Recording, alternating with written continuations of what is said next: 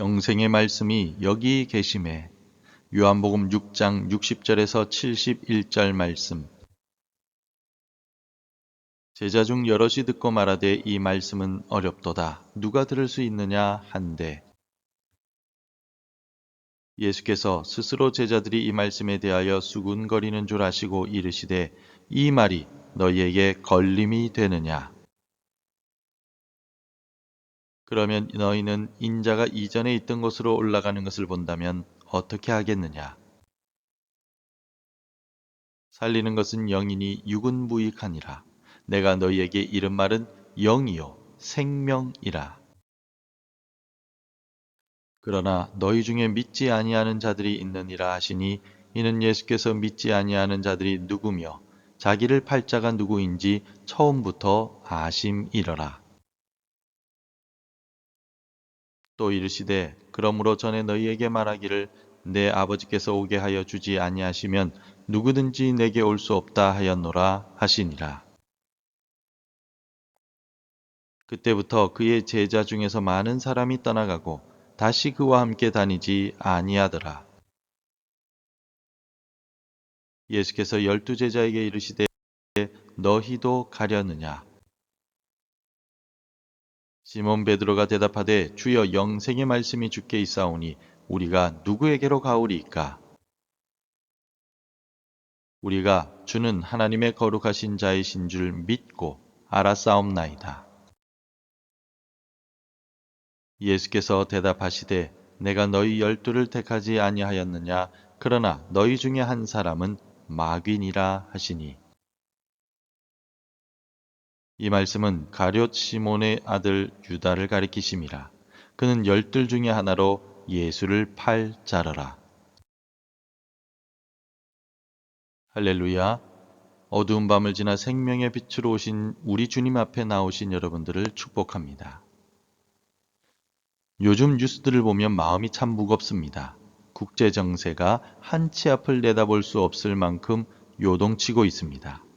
끝이 보이지 않는 전쟁들과 강대국들의 자국 우선주의 정책으로 인해서 어제의 동맹이 오늘의 경쟁자가 되는 냉혹한 현실을 우리 눈으로 목격하고 있습니다.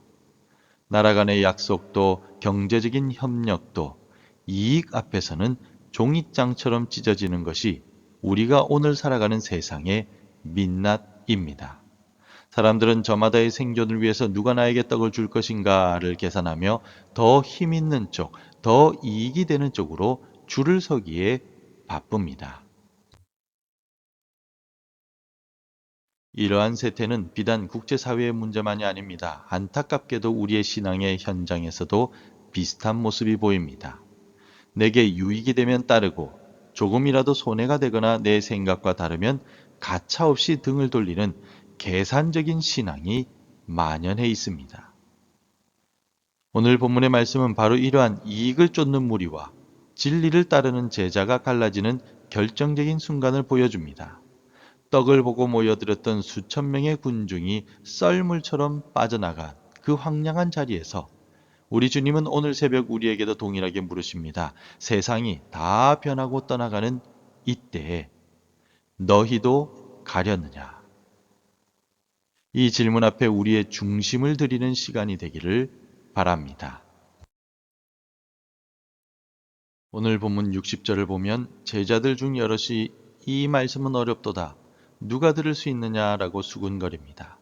여기서 어렵다, 헬라어로 스클레로스라고 하는 이 말은 내용이 난해해서 이해가 안 된다는 뜻이 아닙니다.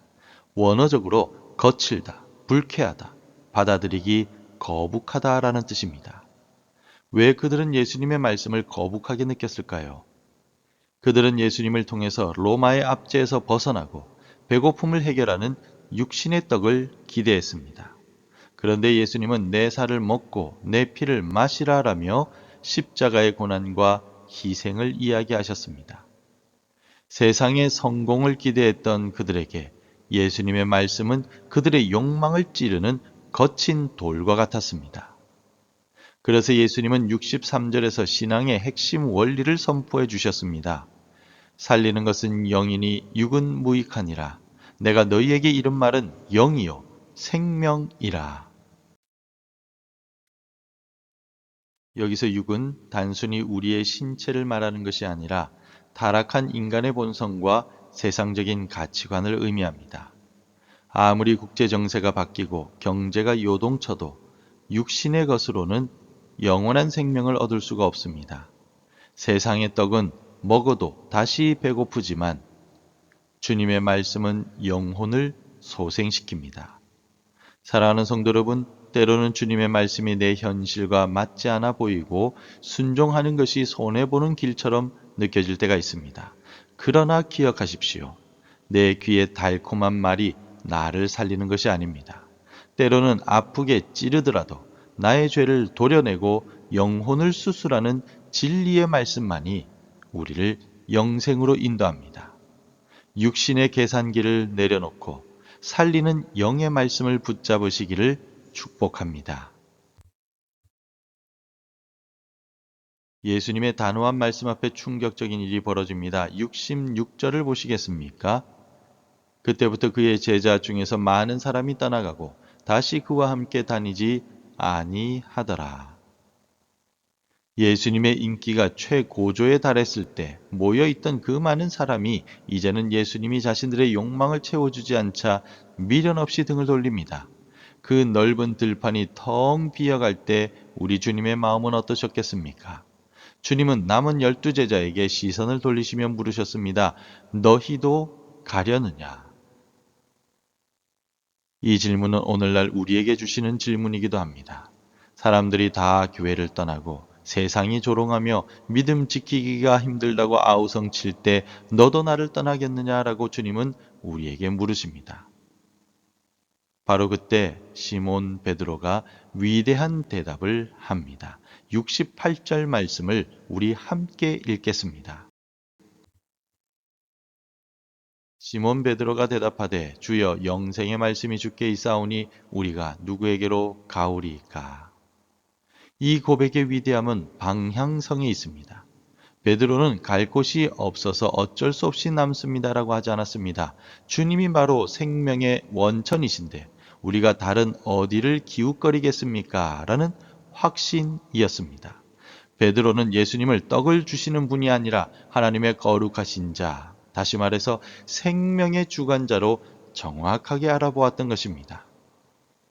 오늘날 국제사회나 인간관계는 이익에 따라서 쉽게 변합니다. 어제의 친구가 오늘의 적이 됩니다. 그러나 우리 주 예수 그리스도는 어제나 오늘이나 영원토록 동일하십니다. 세상 사람들이 다 떠나가도 우리는 이 자리를 지켜야 합니다. 왜냐하면 이곳에 참된 생명이 있기 때문입니다. 상황이 바뀌면 떠나는 무리가 되지 말고 생명을 알기에 머무르는 제자가 되시기를 바랍니다. 오늘 말씀을 맺겠습니다. 사랑하는 성도 여러분, 우리는 지금 불확실성의 시대를 살아가고 있습니다. 국제 정세도 경제도 사람의 마음도 하루가 다르게 변합니다. 이러한 때 우리마저 세상의 풍조에 휩쓸려 떡을 찾아 이곳저곳을 기웃거린다면 우리의 영혼은 곤비해질 수밖에 없습니다. 오늘 주님은 우리에게 묻습니다. 세상 모든 것이 변하여도 너는 내 곁에 있겠느냐? 이 새벽 베드로가 했던 그 고백이 바로 우리의 신앙 고백이 되기를 소망합니다. 주님, 세상은 떡을 찾아 떠나지만 저는 생명의 말씀을 찾아 우리 주님께 왔습니다. 주님만이 나의 소망이시며 주님만이 나의 구원자이십니다. 오늘 하루 세상에서 어떤 소리가 들려오더라도 흔들리지 마십시오. 살리는 것은 결국 영입니다.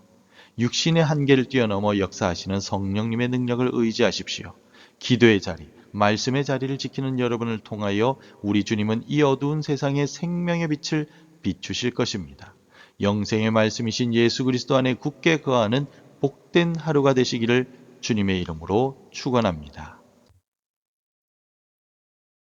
기도하겠습니다. 생명의 주님, 세상의 떡과 편안함을 쫓아서 주님을 떠나는 어리석음을 범하지 않게 하옵소서. 때로는 주의 말씀이 내 생각과 다를지라도 살리는 것은 영임을 믿고 순종하게 하옵소서. 세상 풍조에 휩쓸리지 않고 영생의 말씀이 주께 있사오니 우리가 주님만 따르겠나이다 라고 고백하는 참 제자의 삶을 오늘 하루도 살아가게 도와주옵소서. 예수님의 이름으로 기도드립니다. 아멘. 계속해서 함께 기도해 주시기 바랍니다. 육신의 편안함보다 영의 생명을 선택하게 하소서. 어떤 상황에도 주님 곁을 떠나지 않게 하옵소서. 말씀이 들릴 때 아멘으로 화답하는 믿음을 주옵소서. 하나님의 말씀으로 하루를 시작하는 은혜를 주옵소서. 오늘도 말씀대로 살아가며 열매 맺는 하루가 되시기를 축복합니다.